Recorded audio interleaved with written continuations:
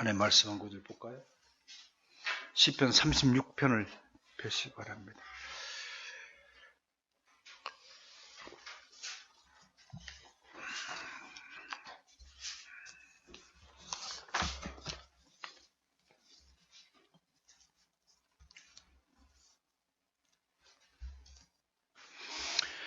(1절부터) (4절) 함께 읽겠습니다. 악인의 죄가 그의 마음속으로 이르기를 그의 눈에는 하나님을 두려워하는 빛이 없다 하니 그가 스스로 자랑하기를 자기의 죄악은 드러나지 아니하고 미워함을 받지도 아니하리라 함이로다. 그의 입에서 나오는 말은 죄악과 속임이라. 그는 지혜와 선행을 그쳤도다. 그는 그의 침상에서 죄악을 꾀하며 스스로 악한 길에 서고 악을 거절하지 아니하는도다. 아멘.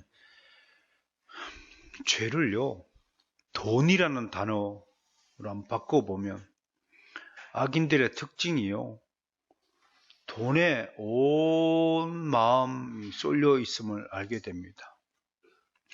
악인은 돈을 그의 마음속으로 이러기를 침상에서부터 돈을 어찌하면 벌까?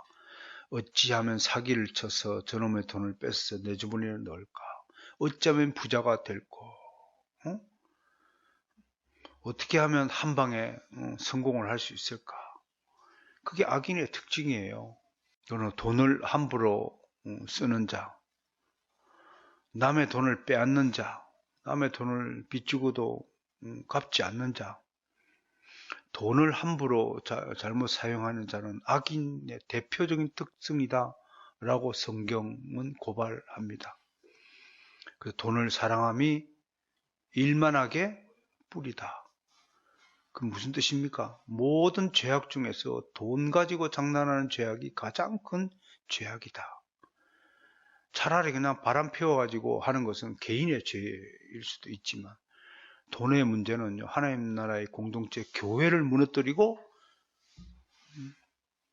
하나님 나라를 무너뜨리는 악행 중에 악행이다. 우리 가운데 혹시 저한테 빌려간 돈 안 갚으신 분 계시면 갚으시길 바랍니다. 제가 여러분 돈을 빌렸으면 빌렸지 여러분이 내 돈 빌려갈 일은 없죠.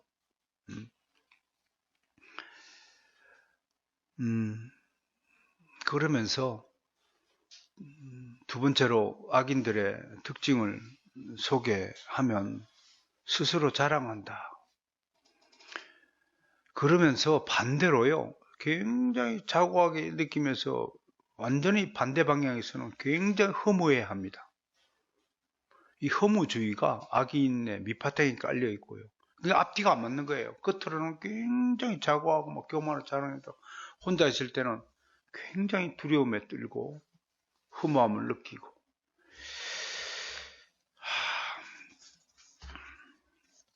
자기 합리화, 변명을 하는데 이게요, 변명도 굉장히 고단수 쪽으로 발달해가지고 매우 고상한 변명을 합니다. 그게 이제 우상 숭배자들의 특징이기도 합니다. 정호성 시인 그러면 이별 노래, 가수 이동훈이가 이별 노래를 불러서 유명해진 시인이기도 하고요.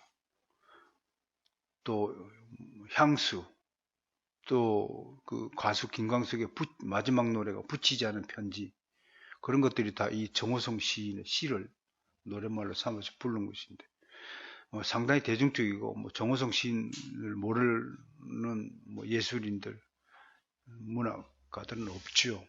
그만큼 유명한 시인인데 이분이 쓴 글들을 요즘 읽고 있는데 제가 한 챕터마다 끝에다가 반박글을 이렇게 적습니다. 왜냐, 이분은 성당에 다니면서도 예수님과 부처님을 동시에 존경하는 범신론자입니다. 그래서 안타깝죠. 이 좋은 재주를 허무한 데 사용하느냐. 북인도에 부처님이 탄생한 곳을 여행을 했답니다. 그래서 어딜 여행했냐면 깨달음을 얻으신 곳이 부다가야라는 곳이고요. 처음 설법을 하신 곳 사르나트라는 곳이 있고요. 열반하신 곳이 쿠시나가라고요. 태어나신 곳이 룸빈이라고 하고요. 그 다음에 어머니 마야 부인이 해산전에 목욕을 하고 태어난 시타르트를 목욕시켰다는 푸스카르나라 불리는 연못에 가서 뭐 물도 한번 떠보고 이런 분이에요. 연못에 거대한 보리스 나무 한 그루가 고목이 우람에 서 있고 뭐 해가지고 하는데 아무튼 그 관광지에 가니까 이제 흙으로 만든 부처님을 이렇게 손바닥만한 크기의 부처님을 팔더랍니다. 그래서 사가지고 왔어요. 그런데 이제 집에 와서 어쩌다가 깨어버렸대요. 산산조각이 나버렸대요. 산산조각이 나오니까 가슴이 아프고 있는데 마음속에서 부처님이 자기를 부르더래요. 호승아, 너 이리 좀 와봐라. 그래서 갔더니 이 바보 같은 놈아, 산산조각이 나면 산산조각을 얻은 것이고 산산조각이 나면 산산조각으로 살아가면 되지 무슨 걱정이 그리 많느냐 라는 부처님의 깨달음을 가지고 지은 시가 산산조각으로 살아갈 수 있습니다. 룸비니에서 사온 흙으로 만든 부처님이 마룻바닥에 떨어져 산산조각이 났다. 이렇게 시작해요. 그러니까 마지막에 부처님이 말씀하셨다. 산산조각이 나면 산산조각을 얻을 수 있지. 산산조각이 나면 산산조각으로 살아갈 수 있지. 아주 고상하죠? 예? 얼마나 고상합니까? 이 우상숭배자들, 불인자들이. 제가 반박을 이렇게 썼습니다. 깨어진 조각이 다시 하나 되지 못한다면 그 항아리에는 물을 담을 수 없다. 깨어진 종은 원래의 소리를 잃어버린 거다. 그러니까 깨어진 종소리가 나니까 부처가 파편 하나하나를 두드리기면 종소리가 난다 그러더랍니다. 그러나 저는 깨어진 종은 원래의 소리를 잃어버린 거다. 다시 회복하기는커녕 파편으로 위안 삼는 것은 어쩌면 변명이요 자기와 합리화일 것이다. 아니 그건 비급한 중얼거림이다. 호승아, 예수님과 부처님을 동시에 사모하고 섬기는 너는 진짜 가늠한 자에 불과하다. 참 슬프다. 이렇게 제가 반박시를 적었습니다. 또 허무주의자입니다. 오늘 여러분 소개하는 기독교 강요에 네 부류의 인간이 있습니다. 그래서 미리 사전에 이 얘기를 들려드리고 기독교 강요를 공부할까 합니다. 울지 마라. 외로우니까 사람이다. 살아간다는 것은 외로움을 견디는 일이다. 그래 놓고요. 가끔은 하느님도 외로워서 눈물을 흘리신다. 새들이 나뭇가지에 앉아 있는 것도 외로움 때문이고 네가 물가에 앉아 있는 것도 외로움 때문이다. 산 그림자도 외로워서 하루에 한 번씩 마을로 내려온다. 종소리도 외로워서 울려 퍼진다. 아주 굉장히 그럴듯한 시입니다. 외로우니까 사람이다 이겁니다. 그러는 법정 스님도 얘기를 해요. 그래서 한 구절 더 읽어 드릴게요. 요즘 가까운 이들한테 외롭다는 말을 들을 때마다 그건 당연한 거야. 외로우니까 사람이잖아고 하고 말한다. 또는 사람은 누구나 외로워. 나만 외로운 게 아니야. 외롭지 않은 사람은 없어라고 말한다. 그러면서 나 스스로 위안을 받는다. 나는 나와 가장 가까운 사람, 내가 가장 사랑하는 사람한테 가장 많은 외로움을 느낀다. 그것은 내가 그를 사랑하기 때문이다. 외로우니까 사랑한다라는 거예요. 일면 그럴듯해요. 일면 그럴듯해요.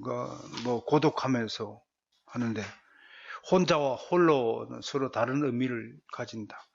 혼자는 상대적 영역이고 홀로는 절대적 영역이다. 여러분, 이게 세상에 있는 지식인들의 궤변입니다.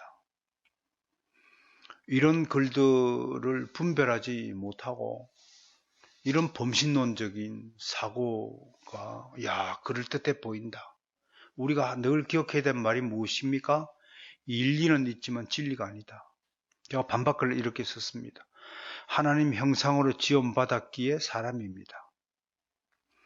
사람은 홀로 존재가 아니라 주님 몸에 붙은 지체입니다.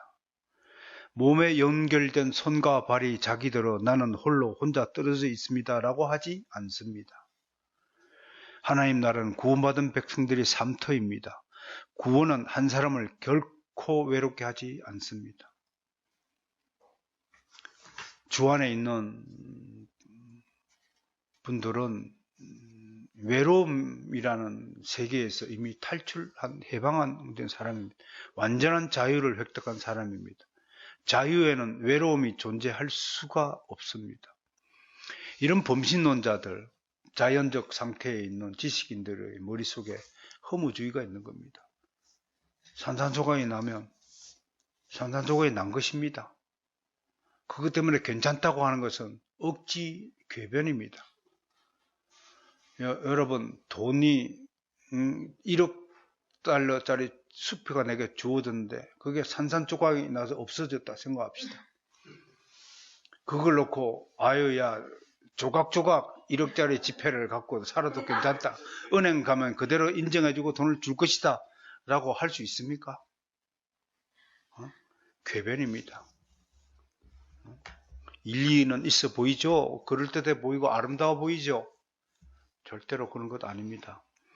오늘 기독교 강요 3권 3부 위신칭의에 관한 내용 중에 14장을 공부합니다. 칭의의 시작과 지속적인 발전을 이야기하고 있습니다. 받은 칭의가 지속적으로 발전해야 한다라고 하는 것입니다. 그러면서 네 부류를 오늘 소개합니다. 오늘은 짤막하게 자연상태의 인간 네 부류가 있다. 첫 번째 우상 숭배자가 있다. 두 번째 명목상 그리스도인이 있고, 세 번째 위선자가 있고, 네 번째 중생자가 있는데 1, 2, 3번은 한마디로 불신자의 다른 이름들입니다. 중생자와 불신자, 즉 불신자와 신자, 참 신자 이 두 가지 종류밖에 없는데 칼빈은 불신자들도 교묘하게 세 가지 부류로 나눌 수 있다라고 이야기하는 겁니다. 우상 숭배자입니다. 여러분, 범신론자 방금 읽은 시인이 중생자이겠습니까? 우상 숭배자이겠습니까? 우리가 인간의 눈으로 보면요, 부처님도 그럴싸해 보입니다. 예수님하고 같은 존재인 것처럼 느껴집니다. 아마 이들에게는 소크라테스도 굉장히 그럴싸해 보일 것입니다. 공자님도 매우 존중받아야 할 훌륭한 인간이라고 말할 것입니다. 그런데 그들에게 물어야 합니다. 예수님은 인간으로 오셨지만 인간만이 아니었습니다. 예수님은 하나님이십니다. 부처? 공자? 소크라테스, 알라신? 그건 인간을 신으로 교주로 만들어서 섬기거나 없는 허상을 상상해서 고안해낸 우상일 뿐입니다. 이런 우상들을 섬기는 자가 왜 그러냐? 인간이 거짓되고 심히 부패했기 때문에 그렇다.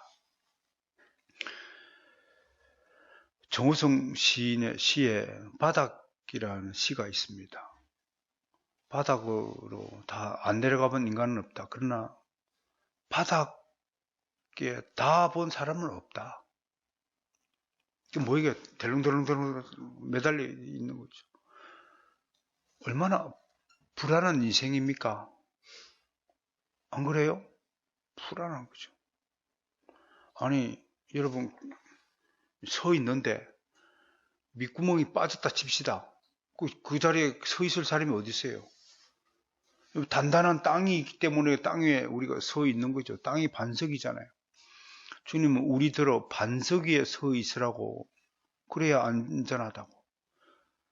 마찬가지로 영원한 반석은 예수 그리스도이잖아요.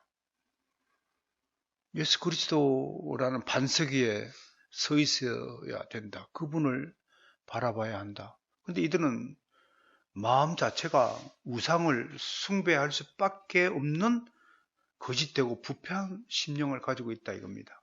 그걸 지금 고발하는 거예요. 제가 일일이 여러분 아시겠지만 여러 구절들을 소개하였습니다.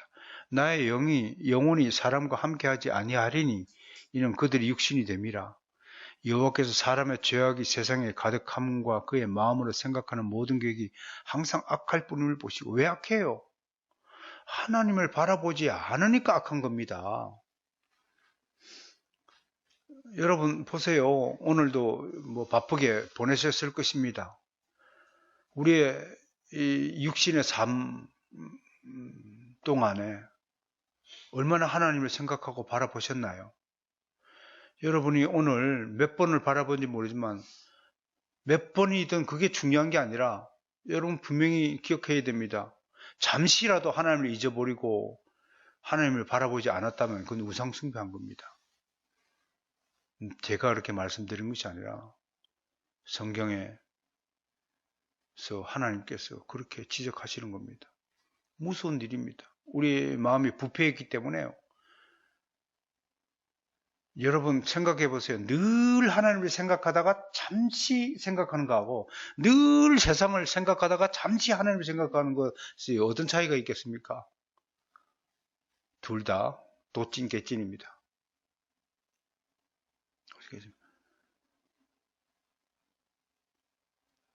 율법 좀 이따 나옵니다만 율법에 하나라도 그치면 온 율법을 범한 것이라.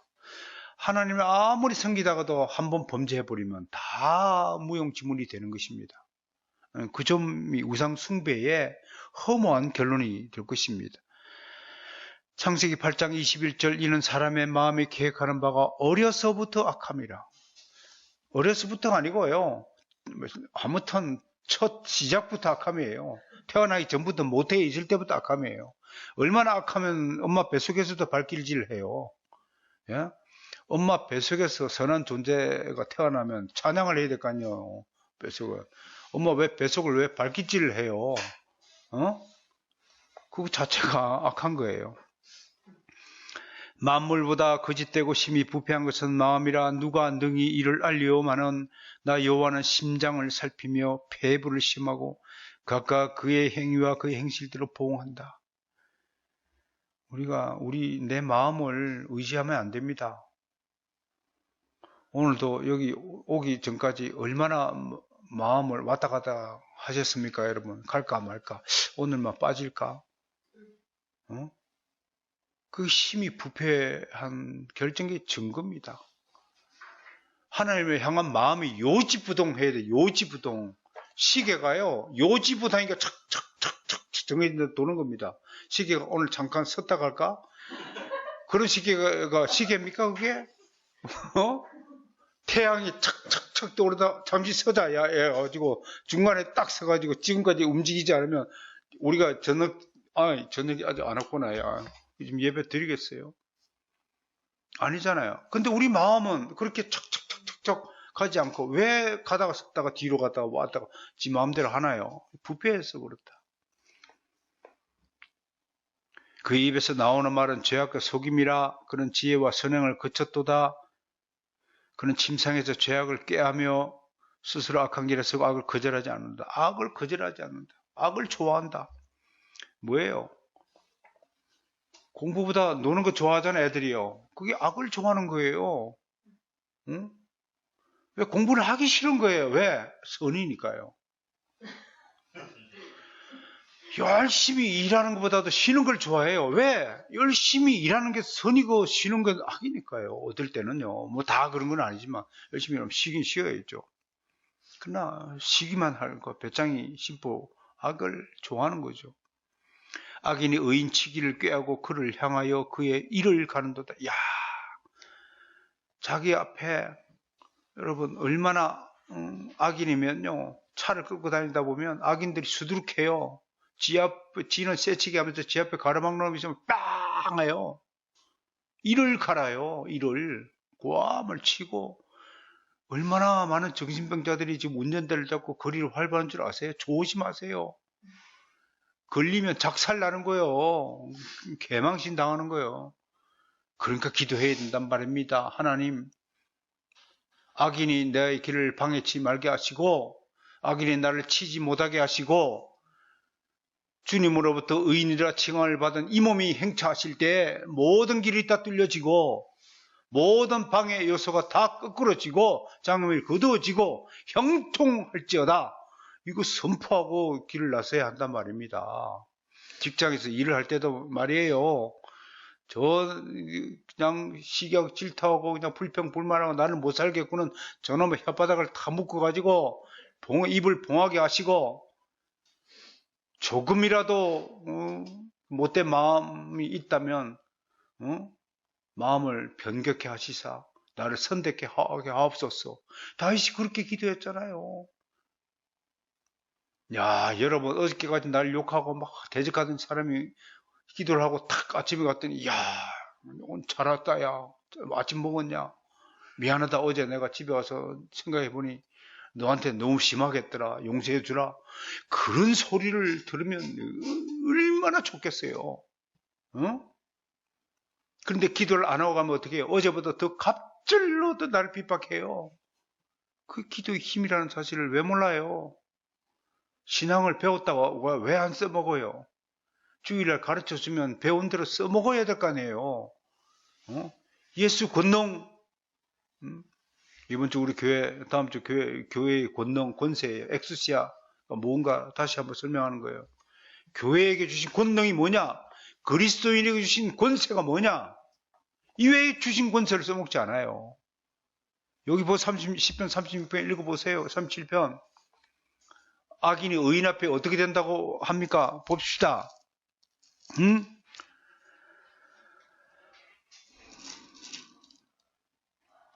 10편 36편 12절 보세요.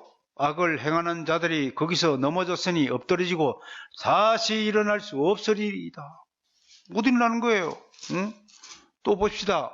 37편 2절 그들은 풀과 같이 속히 배임을 당할 것이며 푸른 채소같이 쇠단할 것이미로다. 7절 여호와 앞에 잠잠하고 참고 기다리라. 자기 길이 형통하며 악한 길을 이루는 자 때문에 불평하지 말지이다.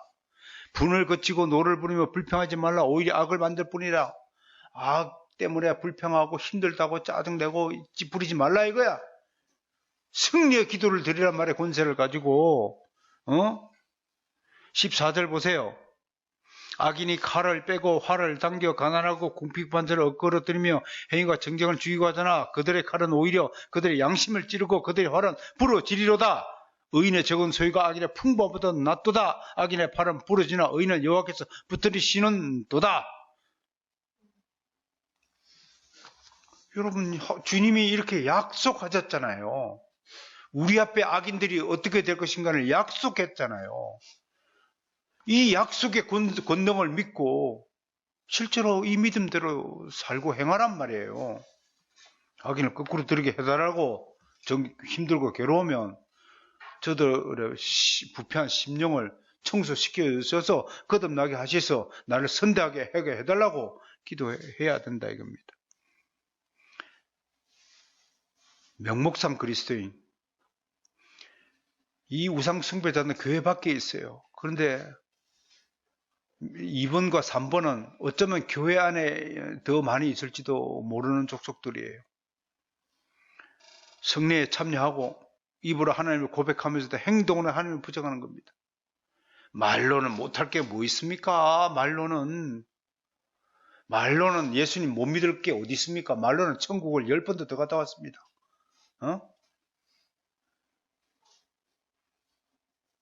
제일 허황된 약속이 뭡니까? 목사님, 제가 돈 벌면요 제일 먼저 교회에 헌금하겠습니다. 제일 허무한 거짓 약속이에요. 마음으로는 하고 싶어요. 그런데 안 돼. 왜 그럴까요? 명목상 그리스도인. 저들이 주여 주여 나 이름 부르지만 다 구원받을 자가 아니라고 주님은 경고했습니다. 마음은 원이로되 몸이 연약하여 못 따라주는 겁니다. 마음으로는 막 12분도 영어 공부를 다 마스터해요. 근데 의지가 약해서 안 되는 겁니다. 그게 뭔 줄 아세요? 그게 하나님의 진노 아래 저주 아래 있다는 반증인 것입니다. 하나님의 은혜를 받으면요, 이 연약한 의지가 강하게 붙들림 받아서 기어이 주님이 가르치시는 곳에 목표 지점에 이루고 맙니다. 공부를 해도 끝까지 하게 되는 것입니다. 우리의 인간의 의지는 약해도요. 그러니 교회 안에 있는 이런 가라지들을 위해서 기도해야 됩니다. 우리 눈으로는 알 수 없지만 혹여 명목적인 믿음을 가지고 신앙생활하는 사람이 있거든. 사랑으로, 끊임없는 온유함으로 그들을 선대하고 그들에게 참된 주님의 복음을 가르치고 증거해야 할 의무가 기존 성도들에게 있다는 사실을 알아야 합니다. 세 번째 부류가 위선자입니다. 무섭습니다. 이런 분들, 이렇게 지식인들, 세상 철학자들, 예술가들 얼마나 인품이 있어 보입니까? 얼마나 고상한 삶을 살아가고 있습니까?